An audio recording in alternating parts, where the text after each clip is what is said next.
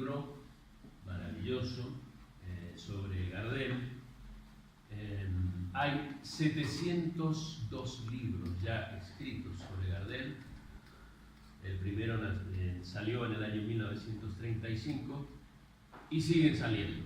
Vamos a estar el señor Arturo Yepes, autor del libro, y Manuel Llano, un madrileño asturiano, que conoce profundamente la trayectoria de Gardel, ha guardado en su haber discos, carteles cinematográficos, libros, en fin, todas las cosas que ha podido encontrar por ahí, y tiene la particularidad que no es muy normal, muy corriente en los coleccionistas, y es que le gusta compartir lo que tiene.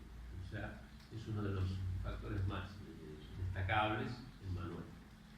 Entonces, el procedimiento que vamos a seguir es preguntarle al autor algunas cosas que nosotros pensamos, necesitamos preguntarle, y luego esperamos que vosotros también podáis preguntarle. El hombre le gusta hablar. Este libro lo ha empezado a escribir en el año 1962 y lo ha publicado en el 2017, o sea que es un libro que lleva muchos años de elaboración.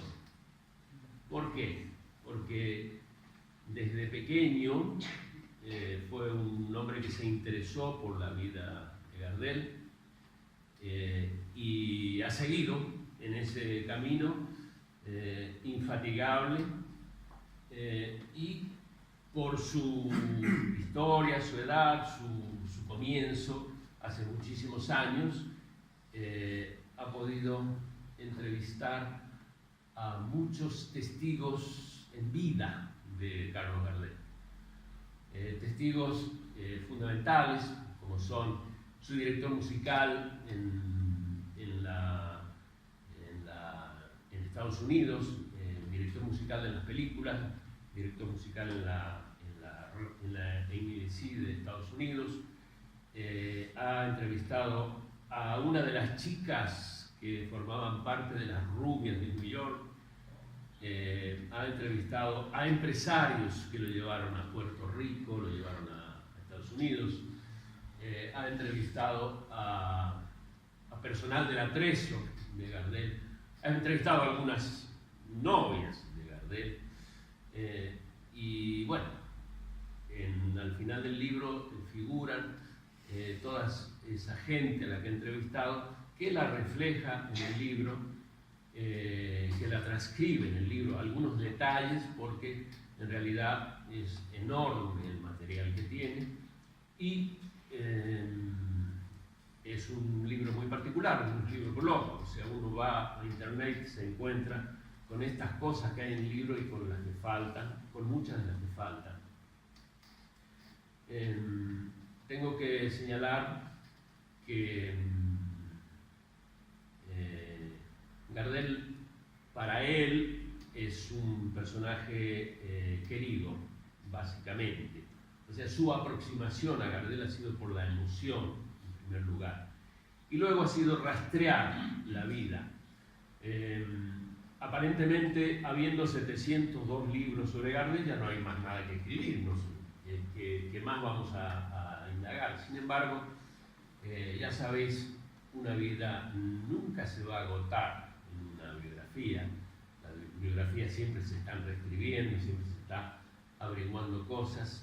Y bueno, Gardel quizás es uno de los personajes, si no el que más, digamos, estudiados, investigados, indagados, seguidos, aparte de escuchado, ¿no? Y en ese sentido he encontrado en este libro muchas cosas que no había tocado antes, que no había visto antes, que no había encontrado en ningún otro sitio, sobre todo por ese empeño de él de hablar con los que han sido testigos de la vida del cantante. En realidad, Gardel es universal, lo que pensamos, está más allá de los mezquinos nacionalismos que han pretendido decir Gardel es uruguayo, Gardel es argentino, Gardel es francés. Hay otros que dicen que Gardel es latinoamericano, hay otros que puedan decir más cosas sobre la pertenencia de Gardel. Lo cierto es que quizás es más argentino que de ningún otro país. Sin embargo, a la hora de decir es argentino, tendríamos que agregar la pregunta de cuál Argentina estamos hablando, porque en realidad esa Argentina a la que Gardel se refiere, a la que canta, a la que ama, a la que añora, etcétera, etcétera, no está más, no es más, es Argentina. Más, diría, es un país que ha perdido ese entusiasmo y esa esperanza y esa imaginación y esa expansión que tenía en los años de Gardel.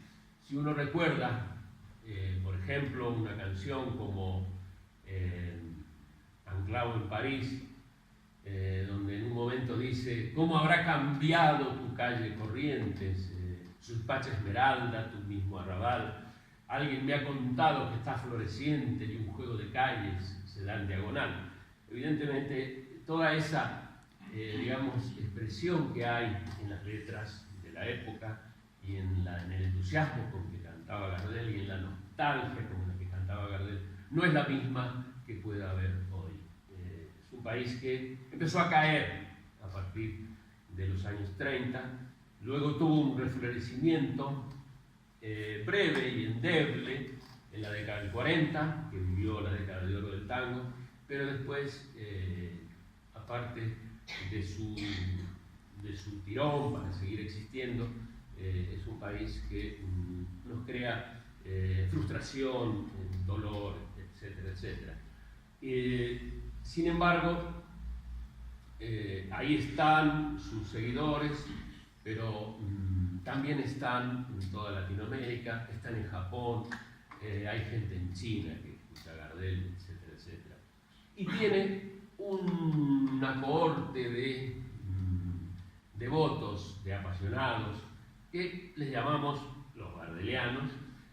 Incluso yo recuerdo que hace unos años, cuando me escribía con algunos coleccionistas, cuando estaba haciendo mis libros y esas cosas, me firmaban fulano de tal, Hamlet Peluso, Bruno Sespi, y al final ponían un abrazo gardeliano, o sea, un abrazo que expresaba la emoción, la amistad, el culto de la amistad, etcétera, etcétera, etcétera.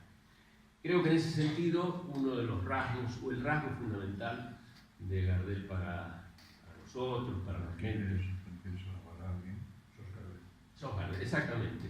Manuel agrega aquí una cosa muy importante, o sea, ser triunfador en algo, llegar a alguna cosa que se ha deseado en la vida y llegar a primera fila, dice sos Gardel, se dice en Argentina, ¿no? Y en ese sentido creo que el rasgo fundamental para destacar en este hombre es, creo yo, su generosidad, porque en efecto nació en Francia, en Toulouse, está absolutamente comprobado.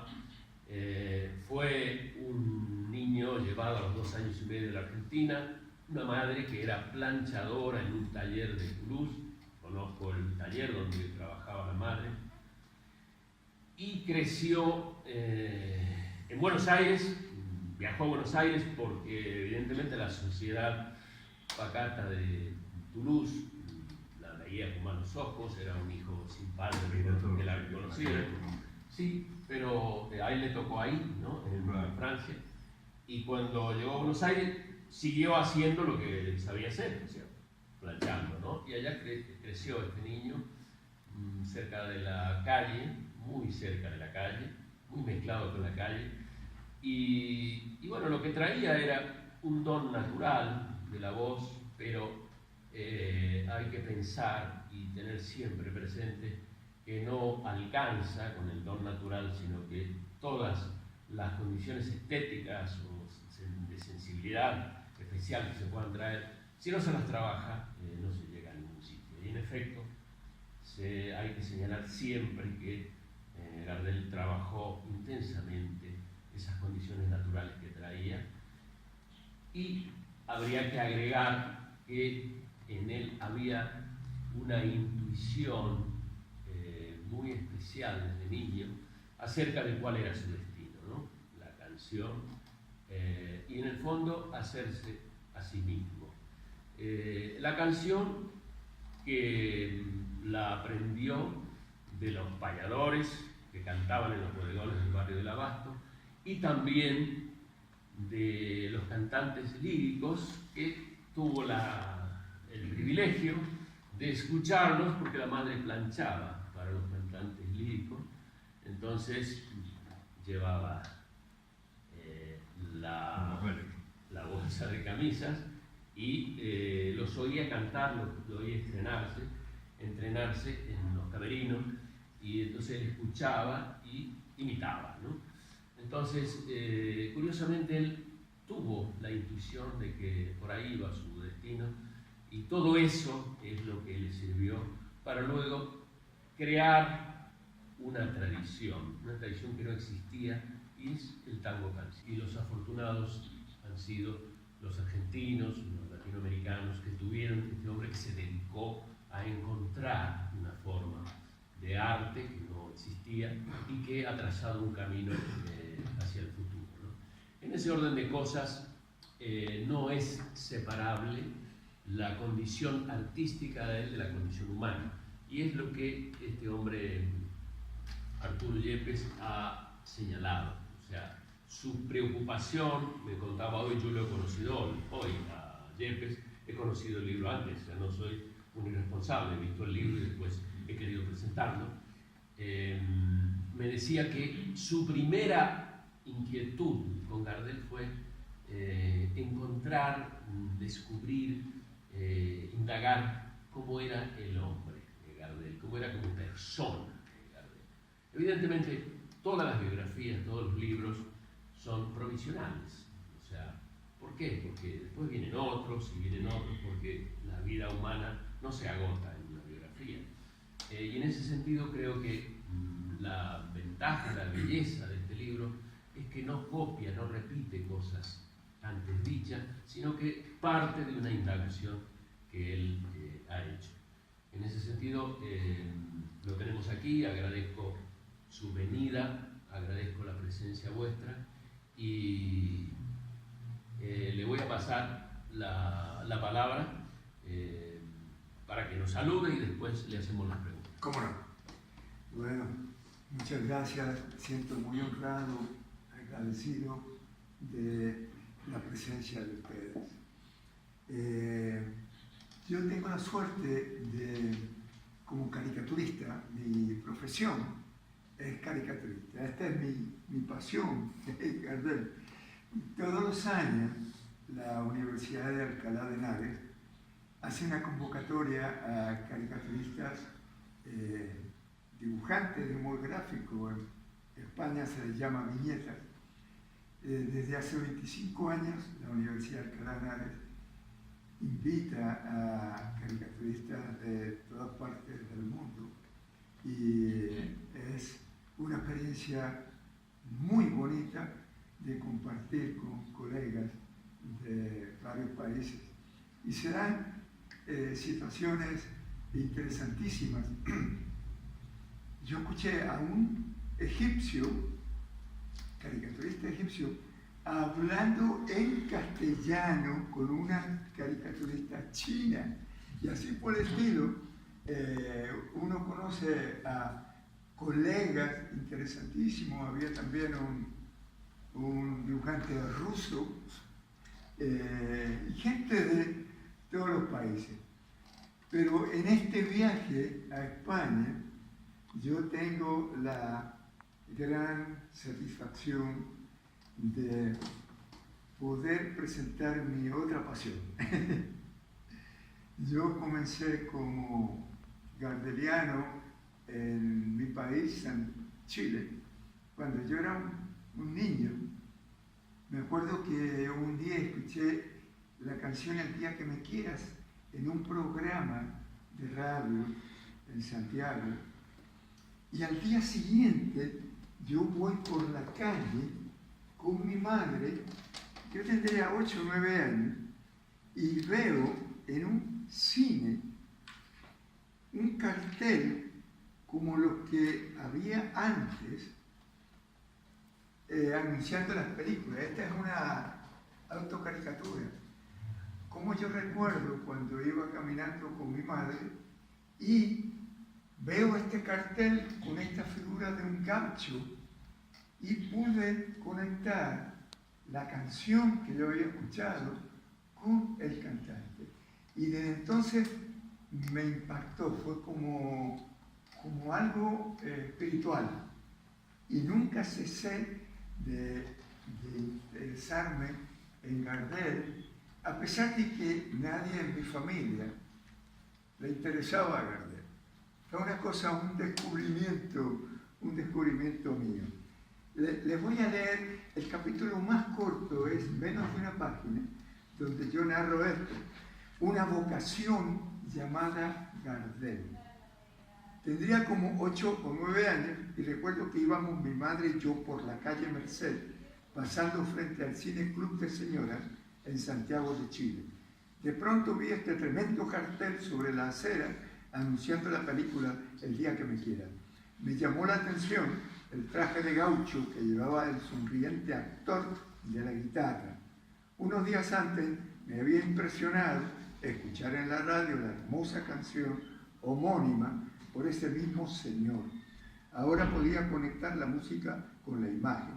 Fue un impacto mágico. Más que eso, sentí como una conexión espiritual con la canción y su vocalista. Recuerdo que aprendí la letra y la cantaba en todo momento, especialmente a las noviecitas de la escuela. Desde entonces, Carlos Gardel ha sido parte de mi vida. Del mismo modo como el dibujo, desde muy temprana edad, ha sido una vocación para mí, Gardel. Esta vocación fue una espontánea porque nadie en mi familia parecía interesarse por Gardel. Imagínense mi madre, egresada de la Facultad de Filosofía y Letras de la Universidad de Buenos Aires, y mi padre, amante de la literatura y la buena música. Mis padres pensarían, bueno, cosas de niño, ya se le pasará. Algo que siempre me preguntan, ¿a qué se debe este título?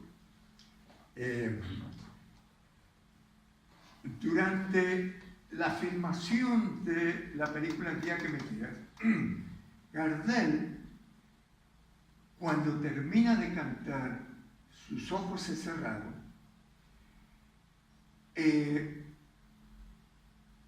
causó una conmoción en la gente del estudio. Había como 20 técnicos en la filmación, ninguno hablaba castellano.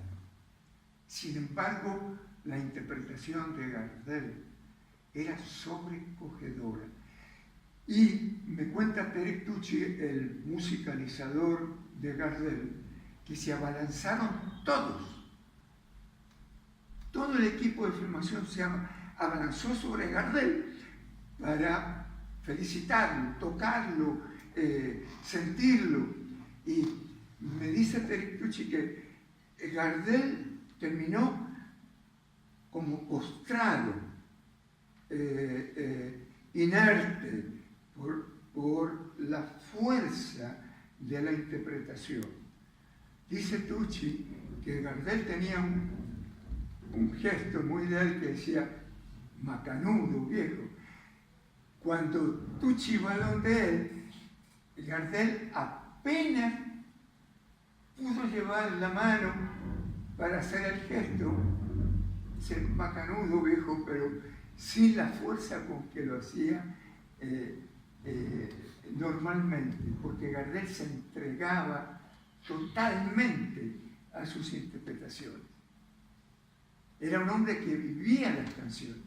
De hecho, cuando Gardel cantó en la NBC de Nueva York, el gerente de la estación, Mr. John Royer, a quien yo tuve el privilegio de entrevistar en cinta magnetofónica, le pidió a Tucci que Gardel cantara algo en inglés.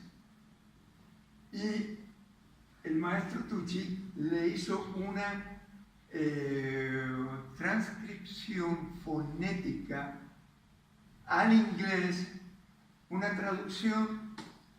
transcripción fonética de la canción Parlez-moi d'amour, francesa. Entonces se lo escribió como si lo hablara en castellano, Speak to me of love.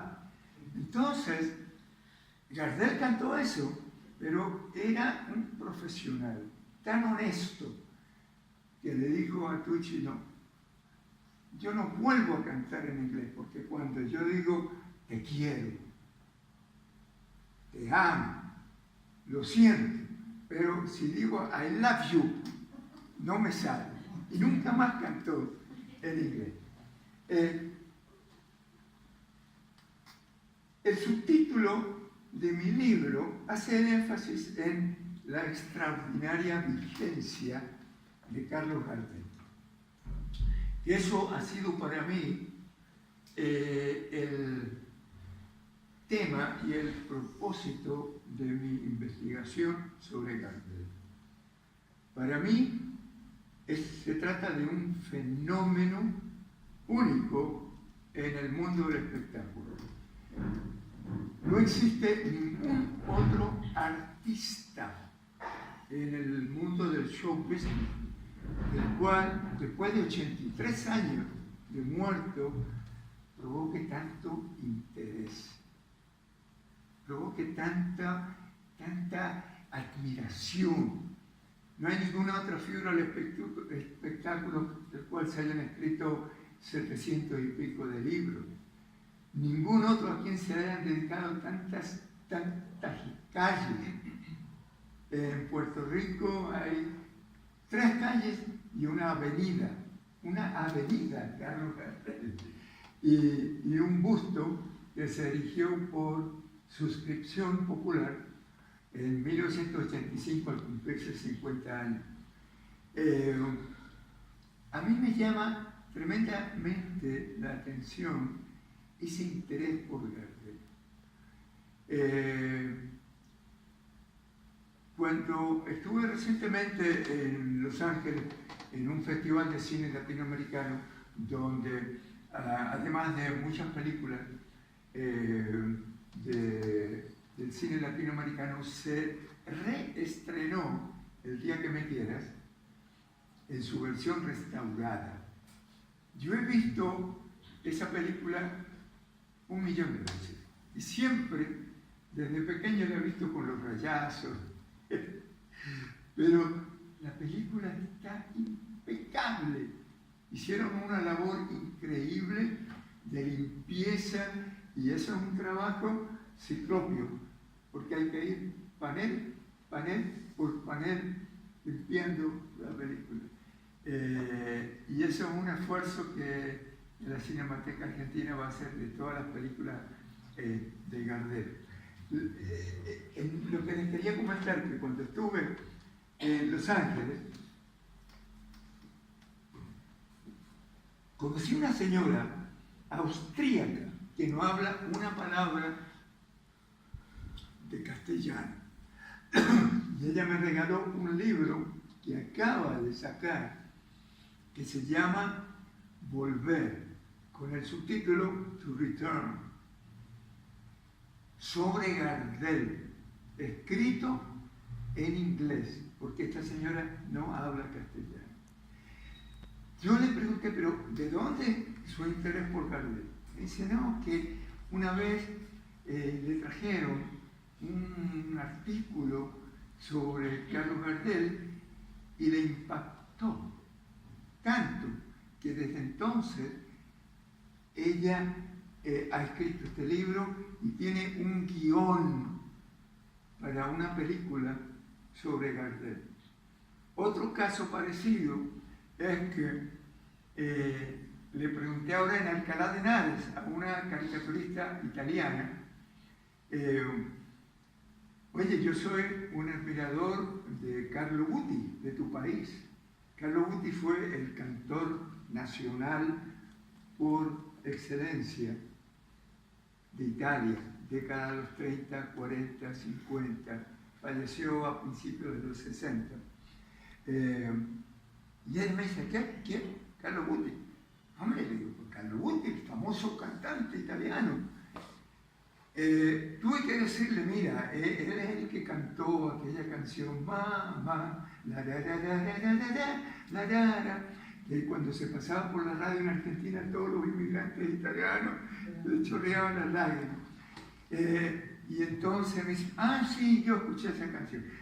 Aunque murió en 1962 Carlo Buti, ella no sabía quién era Carlo Buti. Y le pregunto, ¿y tú conoces quién es Gardel? Pero claro, ¿quién no conoce quién es Gardel? Y como eso me ocurre a cada rato que veo que a pesar de tanto tiempo que ha transcurrido, la gente todavía le provoca interés Carlos Gardel. Es un fenómeno único.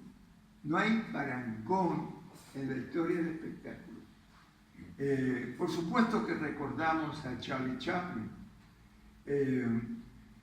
pero Charlie Chaplin murió en 1973 y Charlie Chaplin continuó haciendo películas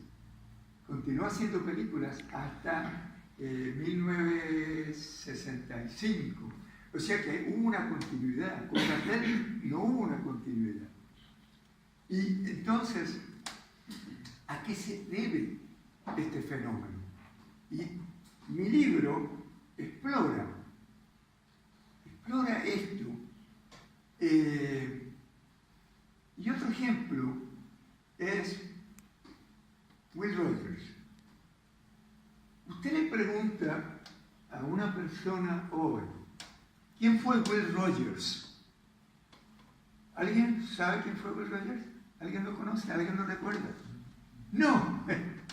Bueno, Will Rogers fue el actor mejor pago en Hollywood, década de los 20 hasta mediados de los 30. Will Rogers fue el comediante satírico por excelencia de Estados Unidos. Fue el látigo de los políticos. Él tenía una columna sindicalizada en los periódicos. Tenía un programa de radio. Will Rogers fue el personaje más popular, admirado y querido en Estados Unidos durante toda esa época.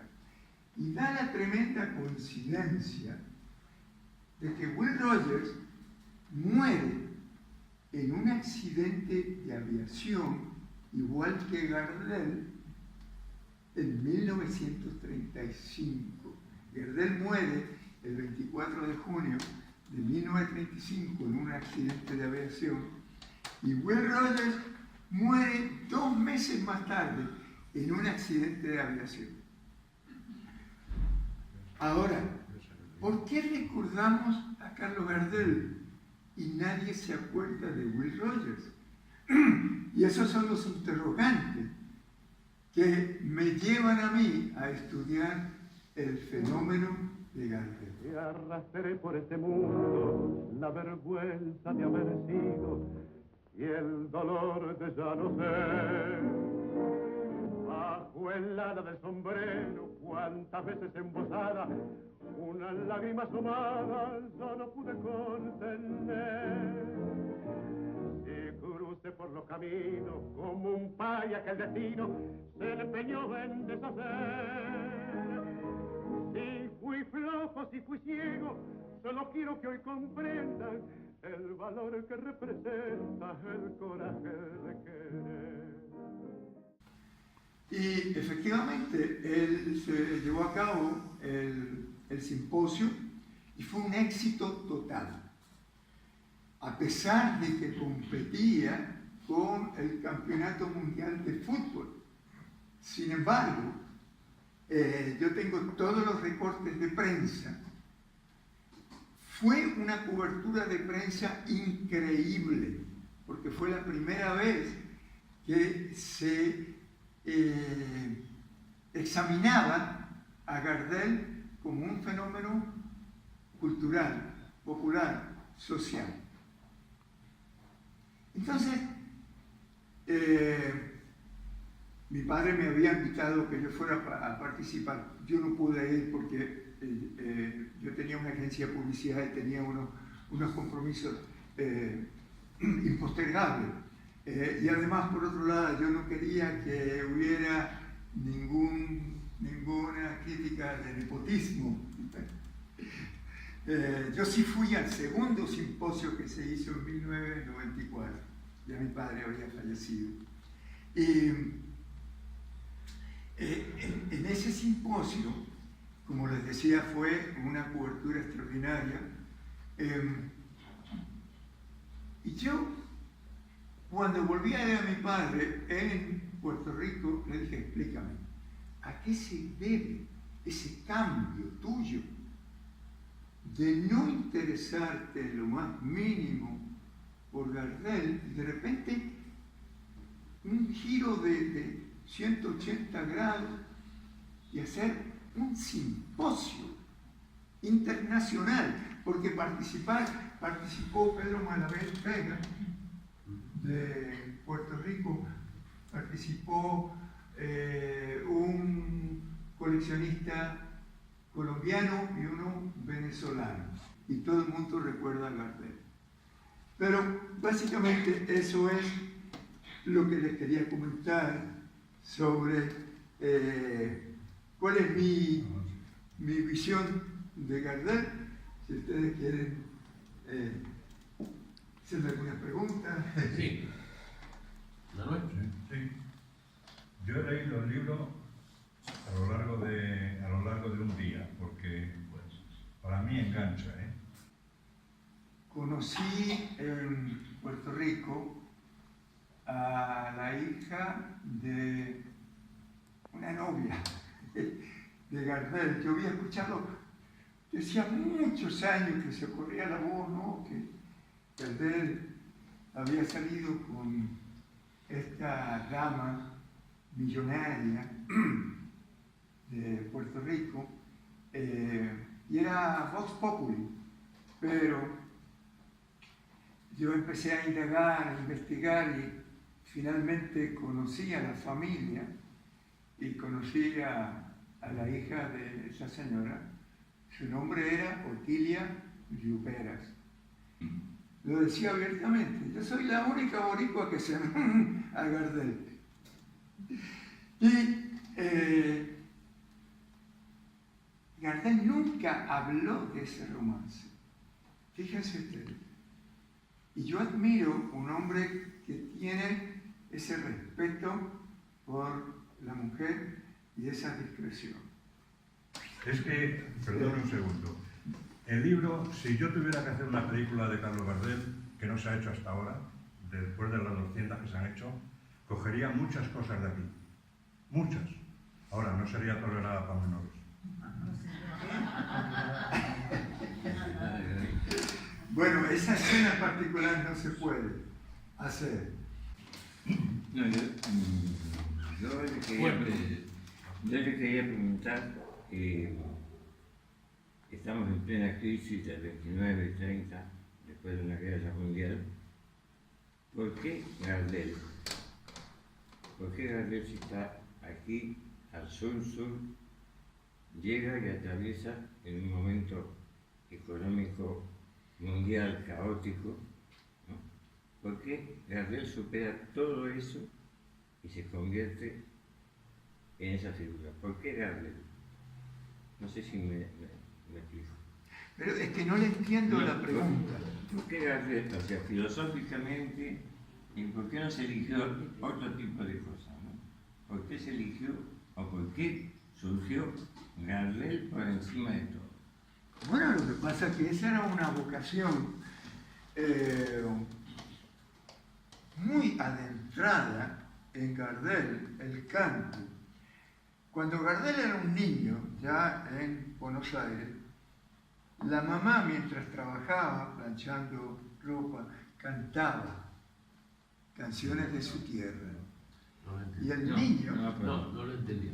No, yo digo, digamos, las empresas, todo ese tipo de cosas, digamos, Él pregunta por qué se hace famoso Gardel en el 29-30, crisis, caída de la bolsa, el Wall Street, etcétera, etcétera. ¿Por qué Gardel y no otro cantante? No, ya lo pero era antes. mencionó la ¿eh? Primera Guerra, la Primera Claro, Guerra ya lo era Mundial. antes. Él mencionó O la sea, Primera Guerra Mundial. Claro. claro, Pero ya entonces ya Gardel ya era alguien, ¿eh? Y sobre todo ya al final cuando las películas, pero no, en la sí, época que sí, usted dice, eso lo entiendo. Lo que no entiendo es que en las crisis de las empresas, Sí. hay Su un figura atraviesa- comentario que viene aquí de Madrid. Gardel viene a Madrid y se pone a actuar en un teatro que viene para pero trabajar ya figura, 2 días. ya es figura. 2 días. Había una crisis en Madrid en aquella época brutal y el teatro estaba lleno durante los 15 días que tuvo que largar. Sí, pero Hay muchas cosas. sí, hay cosas que son para Por ver a dignificar- Manolito torear, vendían los colchones. Sí, no, pues yo lo que voy es... Los vicios es, ante todo, lo más importante. Acaricia mi sueño del suave murmullo de tu suspirar. Como ríe la vida si tus ojos negros me quieren mirar. A propósito, El día que me quiera es la primera canción donde el hombre admite cándidamente que está enamorado de una mujer, lo cual no ocurre en el tango tradicional. No, sí ocurre, perdón. Ahí voy a diferenciar. Sí ocurre. Ocurre y además el primer tango que él canta, del que hemos hablado, Tomo y Obligo, la mujer es una traidora, la quiere matar, etcétera, etcétera. O sea, yo creo que está bien, Gardel, se le espera, pero hay que tener en cuenta que aparte de ese olfato, digamos, internacionalista, entre comillas, que pudiera tener Gardel, los intereses cinematográficos también influyen. O sea, la Paramount pensó mucho en qué es lo que iba a vender. O sea, no va a vender, digamos, no va a vender Tomo y Obligo, donde dice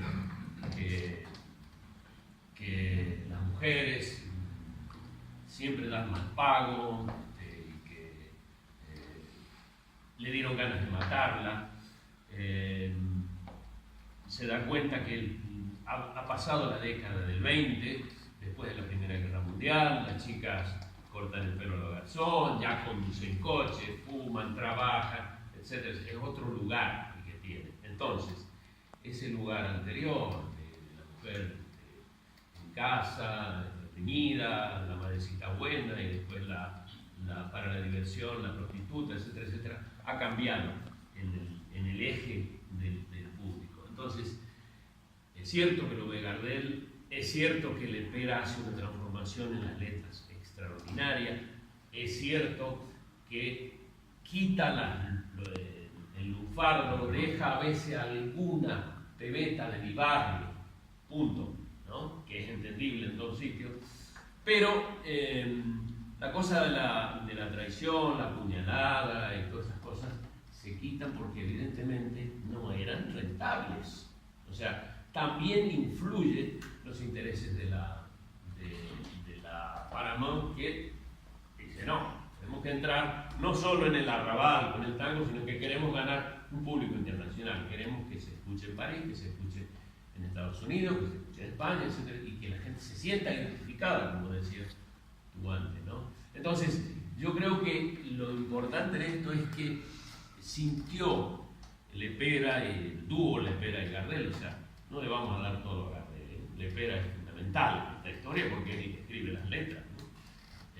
Todo lo que salía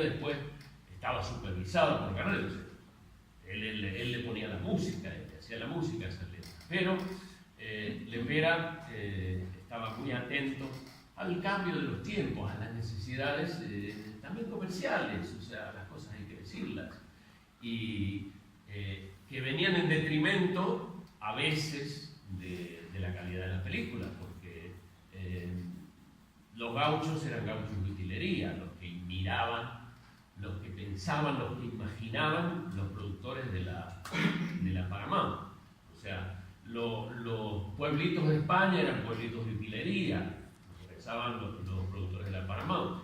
Y Lepera en sus cartas, digamos, se queja de que toda esa obra que ellos querían hacer, una escenografía donde se pusiera el mundo latino, etcétera, etcétera, moría en la postproducción de las películas norteamericanas. Después cortaban con los comerciales, y al final era una frustración. Por eso, una de las cosas fundamentales que aporta este libro es que Gardel y Lepera tenían ya en Nueva York el proyecto de crear una productora propia para no verse sometidos a la censura de los yanquis. O sea, la censura de los yanquis que iba en ese esquema que tienen sobre Latinoamérica, ya los del sur, le vamos a dar lo que nosotros pensamos que tienen que comer, ¿no? Entonces, que ellos pudieran producir, Gardel y Lepera, y en Buenos Aires crear una productora con, digamos, los